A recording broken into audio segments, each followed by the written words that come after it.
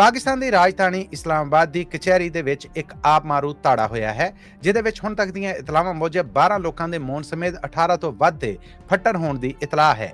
ਇਹ ਆਪ ਮਾਰੂ ਧਾੜਾ ਕਰਨ ਵਾਲਾ ਜਿਹੜਾ ਉਹਦਾ ਸਿਰ ਸੜਕ ਦੇ ਉੱਤੇ ਪਿਆ ਲੱਭਿਆ ਹੈ, ਜਿਹਦੀ ਜਾਂਚ ਤੋਂ ਬਾਅਦ ਆਈਜੀ ਪੁਲਿਸ ਇਸਲਾਮਾਬਾਦ ਨੇ ਤਸਦੀਕ ਕੀਤੀ ਹੈ ਕਿ ਇਹ ਅਫਗਾਨ ਸ਼ਹਿਰੀ ਹੈ। ਜਦਕਿ ਹੁਣ ਤੋਂ ਥੋੜਾ ਚਿਰ ਪਹਿਲਾਂ ਪਾਕਿਸਤਾਨ ਦੇ ਡਿਫੈਂਸ ਮਿਨਿਸਟਰ ਖਾਜਾ ਆਸਫ ਦਾ ਆਖਣਾ ਕਿ ਇਸ ਆਪ ਮਾਰੂ ਧਾੜੇ ਤੋਂ ਬਾਅਦ ਹੁਣ ਸੋਚਾਂਗੇ ਕਿ ਅਫਗਾਨਿਸਤਾਨ ਦੇ ਨਾਲ ਗੱਲਬਾਤ ਕਰਨੀ ਵੀ ਚਾਹੀਦੀ ਹੈ ਜਾਂ ਨਹੀਂ। ਜਦਕਿ ਪਾਕਿਸਤਾਨ ਦੇ federal interior minister Mohsin Naqvi ਹੋਣਾ ਦਾ ਆਖਣਾ ਆ ਕਿ ਇਸ ਆਪ ਮਾਰੂ ਧਾੜੇ ਦੇ ਜਿਹੜੇ ਕਰਨ ਵਾਲੇ ਨੇ ਸਾਨੂੰ ਅਫਗਾਨਿਸਤਾਨ 'ਚ ਉਹਨਾਂ ਦੇ ਟਿਕਾਣਿਆਂ ਦਾ ਵੀ ਪਤਾ ਹੈ। ਇਸ ਤੋਂ ਪਹਿਲਾਂ ਅਫਗਾਨਿਸਤਾਨ ਤੋਂ ਆਪਰੇਟ ਹੋਣ ਵਾਲੇ ਸੋਸ਼ਲ ਮੀਡੀਆ ਪਲੇਟਫਾਰਮਸ ਤੇ ਇਹ ਸਾਫ਼ ਪੋਸਟਾਂ ਸਨ ਕਿ ਇਸਲਾਮਾਬਾਦ ਵੀ ਆਰ ਕਮਿੰਗ ਸੂਨ। ਸੋ ਇਸ ਧਮਾਕੇ ਤੋਂ ਪਹਿਲਾਂ ਇਹ ਚੌਕੀਆਂ ਵੀਡੀਓਜ਼ ਨੇ ਜਿਹੜੀਆਂ ਇਹ ਵਾਇਰਲ ਸਨ। ਜਦਕਿ ਇਸ ਤੋਂ ਪਹਿਲਾਂ ਅਫਗਾਨ ਪਰੇਡ ਦੇ ਵਿੱਚ ਵੀ ਅਫਗਾਨਿਸਤਾਨ ਨੂੰ ਸਾੜਨ, ਅੱਗ ਲਾਉਣ ਔਰ ਲਾਹੌਰ ਦੇ ਉੱਤੇ ਅਫਗਾਨਿਸਤਾਨ ਦਾ ਚਿੱਟਾ ਝੰਡਾ ਲਾਉਣ ਦੀਆਂ ਕਈ ਪੋਸਟਾਂ ਨੇ ਜਿਹੜੀਆਂ ਉਹ ਲੋਕਾਂ ਦੇ ਵਿੱਚ ਨਫ਼ਰਤ ਦਾ ਸਬਬ ਬਣ ਰਹੀਆਂ ਸਨ। ਇਸ ਆਪ ਮਾਰੂ ਧਾੜੇ ਦੀ ਹੋਰ ਇਨਕੁਆਇਰੀ ਹੈ ਜਿਹੜੀ ਉਹ ਵੀ ਕੀਤੀ ਜਾ ਰਹੀ ਹੈ ਔਰ ਆਖਿਆ ਜਾ ਰਿਹਾ ਕਿ ਪਾਕਿਸਤਾਨ ਇਹਦਾ ਜਵਾਬ ਦੇਗਾ।